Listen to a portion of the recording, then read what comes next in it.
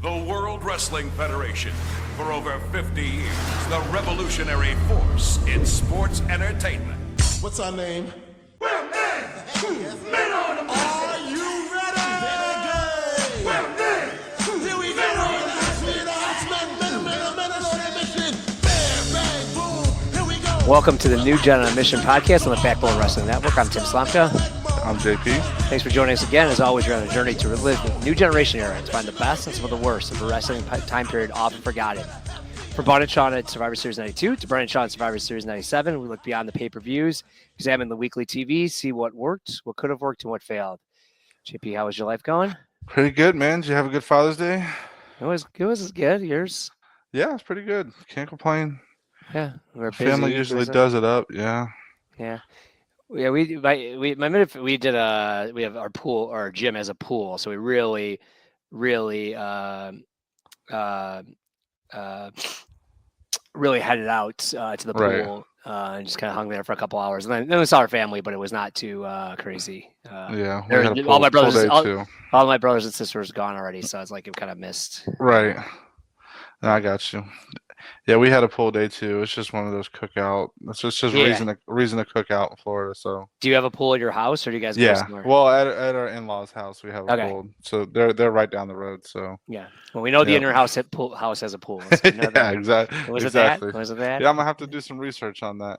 No, they had that house in like 91, not 95. So I mean, I guess it could have been 4 years old at the time. But... Double check. Be like, what were we doing on Mother's Day in 1985? So yeah, I'm gonna have to do some research on that. Yeah, family history. Hey, have you seen real quick? Have you seen these AI Bigfoot videos? No. If you have not fucking seen these videos, I'm telling you right now, I'm not like a big Twitter person. I actually like deleted my account and restarted a new one because there was so much just like shit on there. But somebody has created these like AI Bigfoot, but it's like a joke, and I'm telling you, you will not be disappointed if you search these out. Anybody listening, search these out. Do yourself a favor. I just had to spread the wealth on that. You have to check it out. All right, that's your plug for this week. Yeah, I completely derailed the show and I'm not. I'm not on those type of things. Yeah, I'm on Instagram a little bit, but if anything like pop culture, like I try to, because I get suckered into like the reels or something. I start watching. Well, that's what. What am I watching? Yeah. That's what it is, and like all of a sudden, there's a Bigfoot doing like meth in the forest and telling you, "Hey, chat, I don't know what this is, but yeah, it's once you watch, I've watched like 35 of them, no joke. So I might have ruined your life. That's kind of like what was that movie, The Cocaine Bear? That was pretty funny. It's something. It's in that kind of jest. Like you watch it and then you'll be like, what the? You watch it like, this is stupid as hell. What's the next one about? And then you watch it and you watch it. And you watch 2 hours later, so. like, this is so dumb. Only morons would watch this stuff. Yeah. All right. So, had to share that. Yeah, no, it's hilarious. Funny. All right, so let's move on. We're at night after in your house. We're gonna go live there. So we're gonna go to the Raw taped live right after in your house. So this will be kind of fresh. Really gonna build the King of the Ring. They're in New York, Bingham, New York for this taping. Really a lot of King of the Ring build up in this one that we'll see. So we get kind of starting off. They're really gonna start building up Bam Bam, right? They really start coming off. Bam Bam, they start the show with Bam Bam and IRS and promos, was pretty good to build up like, hey, this Bam Bam's kind of coming after the corporation. So I like that. And then we randomly get out our tag team champions. So I thought this was so lame. Like, you got this live crowd ready to go. You got the big pay-per-view after it. You kind of come out with just like a squash match. The only thing I did like was it did give time for them to kind of highlight everything that happened after in your house, but like there's just better ways of doing this. And another note is that last week I was kind of home alone for a week working at home, and I watched a lot of 92 superstars, and looking at Yoko in 92 compared to where he is in 95, like it's double. He's like double the size. He looks so skinny in 92. Like, it's just crazy. And he was probably like 350, 400 pounds then. Yeah, and they were calling him 505, but he really, just comparison looking at. But he was just mobile. He was, even like his face looked like thinner. Like it just everything about him. So that was kind of crazy. Have you ever seen Yoko in like AWA? Like no. before, like Coquina Maximus? I have. Yeah. Okay. I just see him with hair down and stuff. Yeah, right. Yeah. I've seen that, but very, limited. Yeah. Right. Again, just crazy what happens. Yeah, it is crazy. Like I guess like we're watching it, so you kind of just get caught in it. But if you do, because sometimes I like having like a palate cleanse from what we're watching. So I'll watch like 92, 91, or I'll watch like the Ruthless Aggression. I'll just something to change it up. And I've watched some 92, just like all companies, but it's in WWF, and it's crazy how much, like you said, how little he is compared to now. Not that he's a little person, but he can barely walk down the aisle right now. Like it looks like it hurts him to walk down the aisle. No, it definitely does. Yeah, he can't do anything more than 2 seconds, right? Like as well. It's like he kind of does a move and then just gas. So, and they also talked in this match about the Allied Powers are ready for their title shot. So, kind of building them up a little bit. Again, this match was kind of pointless. Besides just talking about everything that happened in your house, but just with a live crowd, it could have been better. And then we get. Oh, go ahead. Yeah, go ahead. No, go ahead. I say then we get some highlights of In Your House. There's no replay for this, which is kind of interesting. Like they didn't have, unless you missed it, but there was like no encore presentation or anything. No, I didn't see but it. they showed more. I think they showed more like still shots of In Your House than we probably have seen. And then we get Man Mountain Rock again, a guy I probably would have liked first out there just to get the crowd. I get they tape stuff beforehand, but just like a guy to get energized, right? Versus like a random heel thing.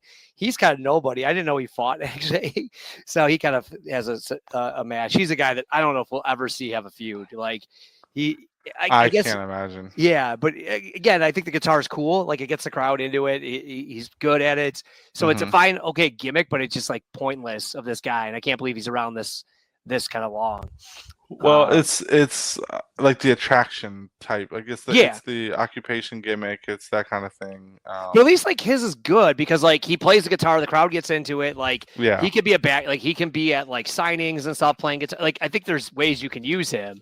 It's just weird that we actually see him wrestle like as a competitor then, right? It's like kind of like we say with Doink. Like Doink would be okay, just like not wrestling, right? Just like real quick showing up and doing something and then go away. But he's like Doink's out there for like 35 minutes. Yeah, and that's part of the problem. But what I was gonna say, or I forgot what the heck. Oh, the Allied Powers in Owen and Yoko, like that feud actually makes sense. Being that it's Owen and Bulldog, and then it's Yoko and Luger, kind of like old foes or whatever. So that kind of makes sense. So I would be kind of interested to see that. I don't really like the Allied Powers as a team, but I would be interested if that. I don't remember. Does that match happen? They do face off against each other, right? Who? Allied Powers and Owen and Yoko? Yeah, they have to fight. Yeah. I forget. Maybe it's probably In Your House too, I'm guessing. Yes, they do. Okay, so yeah, I'm kind of looking forward to that just to see how that plays out. Because they have history with Yoko, maybe they can kind of do something with him. But so beyond that, so we get to an interview with Sabio Vega. I'm actually kind of digging his character right now, like how passionate he is, and just I don't know if he's one of the first wrestlers to have a fade too, like the haircut. But I definitely noticed it, and I'm like, wait, this Bob Backlund kind of has it, but he's more of just like the straight lines. But yeah, just a note that he's very passionate, and I don't know if they're playing into the whole passionate Latino character. I don't know if that's their intention, but it's working, and I like that he's introduced this way as like Razor's kind of sidekick, and he's really fired up about it. At least it's with Quang they didn't really give him much. Obviously, he couldn't talk or anything like that. So just a different flavor of a character, I guess. So I kind of like that. Then we get Mantar versus Bob Holly. I believe this is a King of the Ring qualifying match. It correct? Is, yes. Yep. So I've always liked King of the Ring qualifying matches. I don't know why. It just adds stakes to an otherwise, singles match or whatever.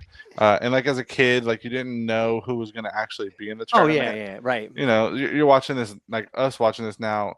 Well, I guess Mantar has been pretty solid, so I guess you could have given him some Mantar, kind of a hope. He dominates this match. Well, it's not just that. He's been good. Like I no, like joking aside, he's been good.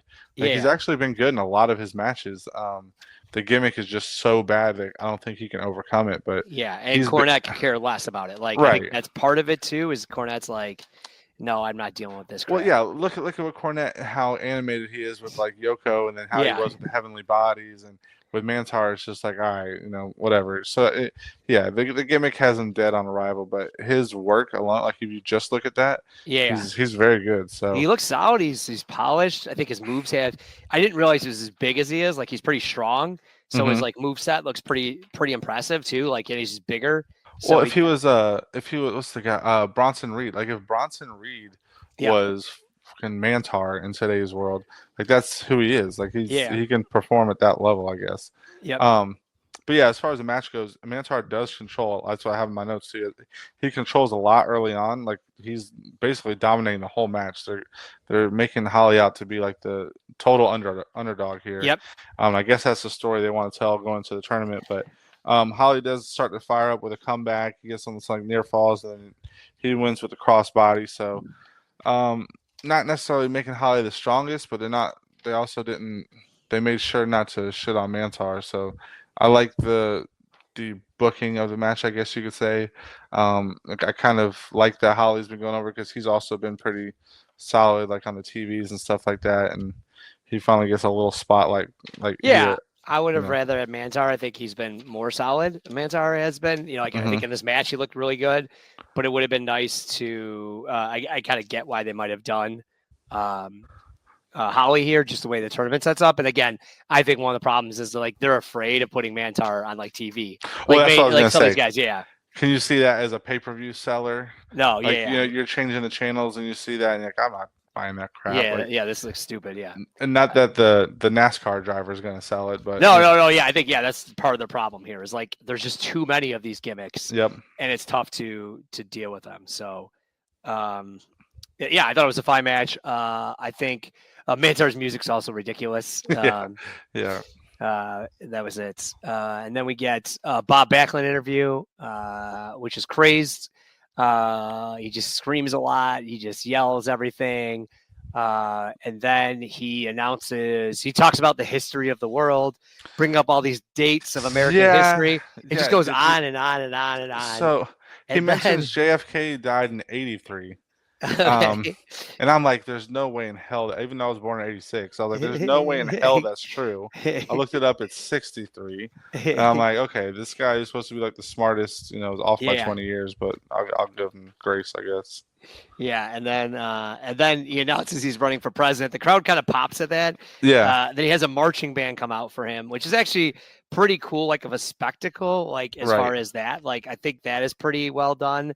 But like it's so pointless. I don't understand the point of this. I don't understand why they have this guy still paid, like as a performer for this stuff. Like it just makes no sense. But whatever. Vince obviously had some type of pissed off thing about what's his name, Clinton. So he's gonna spend all. They're not gonna be able to pay bonuses to the company, but they're gonna spend money on Backland doing this. Just feels like a waste. And well, Backland's there till what, 97? Oh, he's there. I don't know if he's there like the whole time. That's what I kind of interested is like. I know he comes in 97. I think he's in like. Comes in 96. He's 96. He's 97. He's with Kurt Angle. Like he comes in and out a lot. Oh yeah, he's with Kurt Angle too. Shit. Now he's not there the whole time. Right. So I think there's times he's out, but I just don't know when. Right. Yeah. And so, but it's just crazy that they're going to spend at least. I know he's at least a Survivor Series because that's in DC. So at least he's full time. At least he's full time till then. Like, I don't know anything else, and it just feels like a waste. So the marching band was cool. It was a very over-the-top thing. I just don't get it. It felt like a time filler. It felt like a really bad time filler. But they've been doing this so much. He's had so many spring break. I mean, they've been kind of been funny a little bit, but like, I imagine he's getting paid decently, right? He's a former champion. Like, it just feels like, what is the point of this? Maybe he's one of those guys that Vince promises dad he'll take care of. He could be. I don't understand why he can't fight. I'm not really understanding that. Right. I'm just not smart enough. I don't get this. So yeah, I'm with you. All right. Why don't you go into our main event then? Yeah. So then we get our main event in any building in the country at this time. Bam Bam Bigelow versus IRS. So I get they're propping Bigelow up. I get they want to feud him against the former faction. I don't think IRS is the guy anymore. Like IRS had a really good run. I don't know. He's just not doing it anymore for me. He just doesn't fit in this like setting. Like 95 has been pretty bad for the most part. Like so far, way worse than I remember. Like my nostalgia glasses don't do it for me. But IRS, I don't know why he just doesn't fit. Maybe he's not getting like the mic time when he comes to the ring anymore, and that was like a really big part of his shtick. But it just doesn't fit. And this, um, like you get Diesel to come down to make sure Bigelow's good, so the sides are even. And IRS is just sweating like crazy early on. Like he's in control for some of the beginning, and you look at him and he's just doused in sweat. Like Bigelow outweighs him by probably 70 pounds, 80 pounds, and he's not sweating anywhere near as bad. IRS is a sweating machine. Yeah, I sweat a lot, and he is just every time. So, and me too. I sweat. Like I'll get at work. I'll pull some heavy stuff every now and then. And I'll start sweating a little bit. Nothing crazy, but sweat. Enough to piss me off. And I live in Florida. Yeah. But and I'm looking at IRS like, dude, what is going on? Are you okay? Like I seriously think something's wrong with him when I see it. So yeah. So they get into a spot where it's a simple match for a little while. Bigelow's getting built up, obviously. There's a spot where IRS goes to cheat, which I always like this old school stuff. You don't see it as much anymore. Where he exposes the turnbuckle, and then it backfires, and Bigelow ends up running IRS into it and does like this falling headbutt thing to get the pin. So good win for Bigelow. I like the spot. Like I said, I like old school heel stuff like that. IRS can't be too much longer for this world, I would think. No, this might be his last match. Yeah, so I guess if Bigelow is going to decimate the corporation, that's cool. But I think they're kind of going for that like old school. All right, I'm going to take out each member of the corporation. Right. I think they're trying to go for that, which is like fine. The Heenan family or something. Yeah, but you kind of got Taker doing that as well. You know what I mean? Oh, that's a good point. Yeah, so it's fine. I think they're trying to get Bigelow over a guy that's not going to get cheered, right? I think they kind of know Sid gets some cheers and some pops, and they know whatever's going to happen, Bigelow, IRS is not getting cheered by anyone, right? So I think they feel safe of like, hey, this is a good one. And then it's interesting the way they go with the tag match at the next one versus, maybe Bam Bam doing something, but I don't know what they were thinking, but I kind of get where all this comes into play with Bam Bam. Here it starts off that run, but it's just weird that they're kind of doing the same thing with Taker. So, and again, the corporation just looks like crap. They never win. They're always lose. They're always losers. The losers, and they just never get going. So, we will move on to superstars then. So, this superstars back a little bit, or actually taped the same weekend. So it's kind of nice. It's taped before In Your House. Actually, this one's the one before In Your House. So it's a little stale. They kind of don't have a lot going on, but they really try to do the green screens, which is, Vince's favorite at this time, of really building up the building up that they are going to, updating on everything that's happening within in the Fed and after everything that happened within Your House. So, so we get out first, the Smoking Guns. We get them in a standard tag match. Are they capable of that? I don't know. And they talk about, they really talk about this match, how they lost. They lost it in Your House again. So these guys are like predominant losers. Right. And they talk about how it's controversial. I don't remember a controversial, like big time thing, but they make it out like it's some big deal that they lost again. They're going to get a rematch, but I don't know if that ever happens, but they kind of make it like it's a big deal, the Smoking Guns, and we'll see where they go. I don't think they do a lot after that, but they kind of kick off the program. Yeah. I don't know. We beat it to death. They just suck. Like they're just, they were just like in the time of, I don't know if they weren't ever in the division, who is the team that gets the praise for this era? Like I don't know who it is. Like they only Head get the maybe? I guess that would probably be it. Is the Head Shrinkers or? And I think it really helps that Billy Gunn and Billy Gunn become somebody. right? That's fair. I think so you if can he always does look it, back on his career. oh yeah, he's been around. He's been around forever. Oh, he's a kind of some way like Howie's like, oh, he paid his dues. That type of thing. Like this guy really worked his way up, but like they're not good. I mean, that's our biggest thing about them. And Billy's way worse than Bart's. They're terrible on the mics, and they're just around forever. That's kind of all that happens with them. Well, I mean, if the New Age Outlaws never happened, I don't think we'd ever be talking about Billy Gunn either. No, I think he's except Mr. Ass maybe. Yeah, and then that's because of the New Age Outlaws was Mr. Ass. So yeah, it's I don't know. I just feel like they get like if you were to not be like this deep dive person, right, or you're just talking wrestling and you're talking about this era, everybody's like, oh yeah, Smoking Guns were a good team in that time, and they just absolutely were not. Like they're very bland. They're bland. Their promos are terrible. They don't even have like good matches even. Like they don't. I don't know. They're kind of like fast paced, I guess, for being like bigger dudes, but they just don't do anything. Like you said, head shrinkers. I would go Quebecers over them. I would go.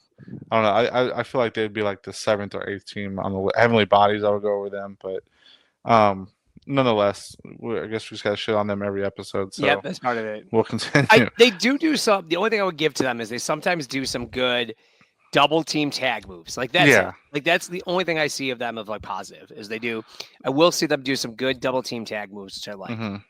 No, they do. Yeah, they got some innovative stuff where like the backdrop into a pile driver kind of thing. That type of stuff. Yeah. So that's pretty cool. But so from there we get a Jean-Pierre Lafitte squash, which I think he's another guy that's been pretty solid in his little squash matches. Kind of in the vein of Mantar, but he's a little bit more. He's better on the character side. He does some innovative stuff too. Like he does a spot where he ties the guy to the ropes and then does like a crossbody into him during the match. I'm liking him so far. I know he gets his highlight match, but I don't know if there's anything past that. Saddled with a gimmick as well with the whole pirate thing, but it's not as hokey to me for some reason. Like this. WWE's done pirate gimmicks. They've done the Paul Burchill stuff. They've done like other kind of in that vein. This one isn't that hokey for some reason, I guess. No, he's not like talking to a parrot or anything like that. Like that would be over. Like it's not meant to be comedic. It's meant to be like, hey, I'm avenging my ancestors. Kind of like Tatanka a little bit, right? Like Tatanka is kind of when you think about like dancing Indian, right? I try not to be offensive here, but like that sounds stupid, right? Like it sounds like really stereotypical and like this is gonna be dumb. Yeah. But it's treated of like, hey, I'm proud of my heritage. Like this is, I believe in this stuff and that I'm a good wrestler. And I think they kind of take the pirate thing the similar way compared to some of the other ones where it's like your boy Plumber, whatever his name is, where he's like literally just like a plumber that wrestles. I can't think of his name, but TL Hopper? Yeah, TL Hopper, sorry. Yeah. Number one fan boy. Dirty White Boy. I fucking love Dirty White Boy. Like that's gonna really break my heart when that starts to happen because he's one of my favorite promos ever. The other thing I have on notes on here, and it's like crazy, is like Jean-Pierre Lafitte is going to be in here so little. Like he's barely going to be in here.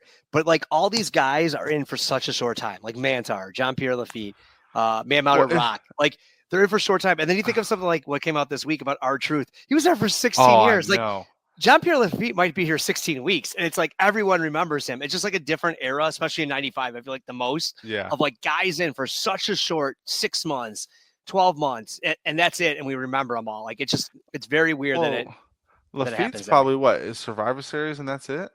I don't even know. He makes it there. Well, I know he has I know the reason why he's fired is because he has like he wanted to go over Diesel in his hometown in Canada or something. He wanted to win the match, something like that. So yeah, I don't know. He might not. I thought he was in one of those like mismatched tags in Survivor Series, but maybe he could be. I don't know. I'm not certain. I'm not saying you're wrong. I'm just saying like I don't have that for sure. Yeah, it's not that long. That's the latest. Right. Yeah, that's the latest. Right. So yeah, I mean, and you're right. There's going to be a whole batch of other guys that come in to replace all these guys too, like that also don't last long. Like we got Waylon Mercy, we got who we've seen vignettes for us, Skip and Sonny. We've got like a bunch of people. I mean, I guess Skip's there for a little longer, but we're going to have more and more people flush in, and they're just throwing stuff at the wall right now. They're just trying like anybody that's on the indies or like Smoky Mountain or ECW, stuff like that. They're just trying out who they can get and seeing. We're gonna get Avatar soon too. I think. I don't know if he's or Leaf. He's gonna turn the Leaf Cat. It's gonna we're gonna get a lot of coming and going. So ratings coming up. Exactly. Then we also have a Man Mountain Rock Squash. So another playing the guitar. He gets the pyro. So they're kind of making him out to be kind of a big deal, even though they don't present him like that. I guess they give him his little gimmick or whatever, but they're not. I don't know. They don't push him or anything. So, kind of cool stuff, like you said. Kind of gets the crowd into it. I guess it adds more than just a standard squash. Yep, agreed. And then also a Mantar squash. So after his loss, not getting into the King of the Ring, he's back to squashing jobbers, which I'm not the maddest at because I do like watching him get his I squash watched this matches. one first. I watched this one first, and then I saw they lost to Bob Holly, and I was so sad. I'm so sad he lost. Like, it broke my heart. And then we did have and we're going to see this a lot. It started really big, but there is a new video for Shawn Michaels, and that he's coming. Vince says he's coming back in a big way versus King Kong Bundy. Blowing and Vince, him. I mean, beyond gay crush. I mean, it's just it's so over the top. Okay, so I never understood so like I would always hear the people. I'm probably listening back to Place to Be and like all this stuff about fawning over him, and I always thought of like '96. So I'm like, well, he's a champion. Of course, he's gonna be fawning over him. But then you see this shit, and it's like he is. Shawn probably obviously shit on him too, like on the way out the door. Like probably treated him like I think Vince has like a fetish for dudes that's like. Telling him off or whatever, because he is just all over him. It's crazy. I don't. This is probably part of what like got Bret's doing too. He's probably like, you're giving him this shit, and I was your champion, and all this other stuff. Like, it's pretty insane to watch how Vince goes crazy over him, and knowing what we know about him, there's probably some truth to it too. Yeah, it's crazy, the video. So then I just got to also in the arena. Sorry, is the arena's kind of interesting. It's like a below ground, so like the light comes in, so it's kind of a cooler look arena. As we go into it, and then we get a King of the Ring qualifying match out of nowhere. Jacob Blue somehow going to win the King of the Ring. That's ridiculous, but. He's gonna fight Razor Ramon. This is where, like, again, like, why is this match happening? There's got to be somebody like let Mantar have a second chance. Right. Like, we don't need this. Right. And embarrassing that Savio Vega needs to come out to help Vince to Razor win. I know they're trying to really build up Savio Vega, that he's a friend with Razor, to like give him credibility. I think they had big things planned for him as this in this role. We'll see that he comes in and out a lot of different times. So I think they're really trying to pump him up as a kind of star. So that's why they brought him out with Razor.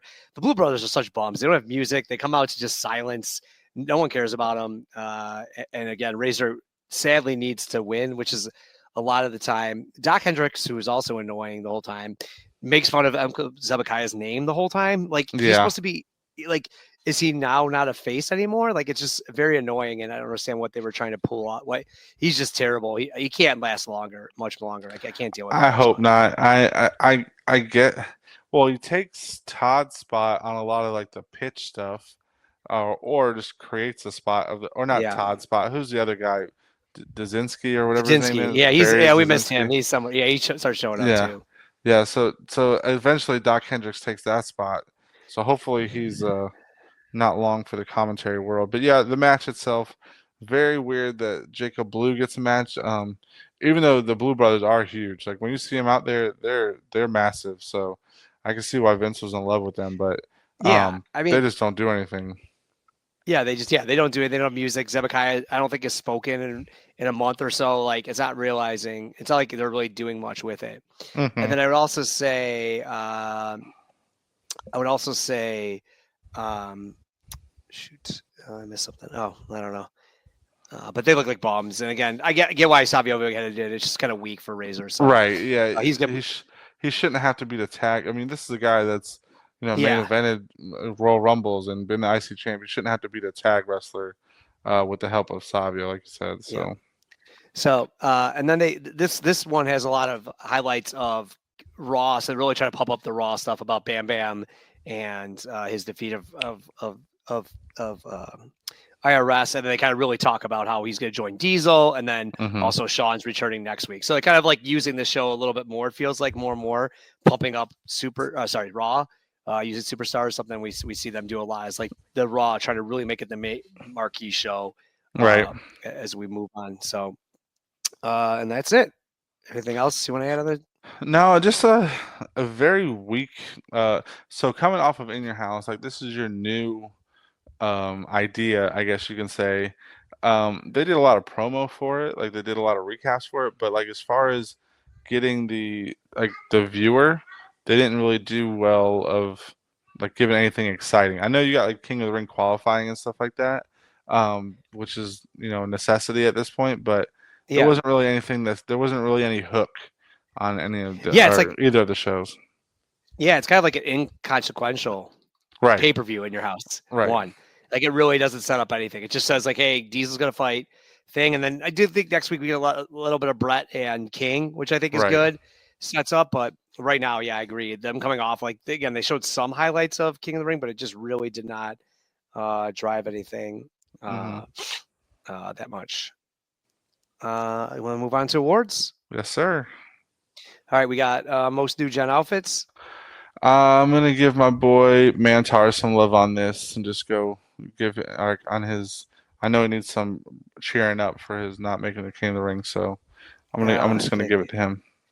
All right, I'll go. Bob Holly is looking his hair's looking terrible, and his outfits are very 90s. So, most new gen performer.